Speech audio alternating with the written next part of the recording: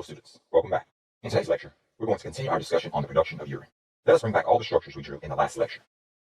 In the previous lecture, we discussed two of the possible four fates of blood that enters the kidney. In the first scenario, the blood simply enters the kidney, exchanges gases and nutrients, and leaves the kidney without being filtered. In the second scenario, the blood is also filtered and urine is produced. In today's lecture, we will discuss scenarios 3 and 4. We will represent scenario 3 on the left. The first thing that we will do is draw all the structures which are the same as scenario 2.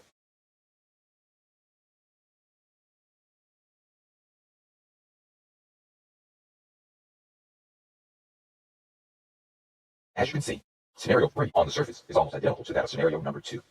There are three differences that we will indicate here. First, on the right, the renal corpuscle is positioned higher within the cortex, and on the left, the corpuscle is next to the medulla.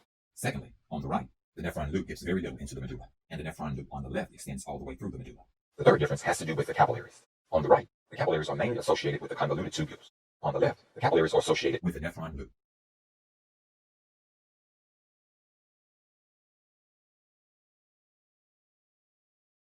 The capillaries on the right are the peritubular capillaries. The capillaries on the left are the vasa recta. Shown here are two renal functional units which produce urine. These smallest functional units of the kidney are called nephrons. The nephrons within the cortex, near the capsule, are called corticonephrons, and these represent scenario number 2. The nephrons next to the medulla are called juxtamedullary nephrons, and these represent scenario number 3. The word juxta means next to. Scenario number 4 includes all the nephrons intermediate between the nephrons near the capsule and the nephrons near the medulla. However, these nephrons are still considered to be corticonephrons. 85% of the nephrons within the kidney are corticonephrons. Juxtamedullary nephrons only represent 15% of the nephrons. And this completes our discussion on urine production. There are a few other terms related to blood filtration that I would like to bring to your attention. Having too much sodium in the blood is called hypernatremia. Having too much potassium in the blood is called hyperkalemia. The nephron loop is also known as the loop of Henle. Fluid overload is having too much water in the blood, and this can lead to pulmonary edema. Each kidney contains approximately 1.2 million nephrons.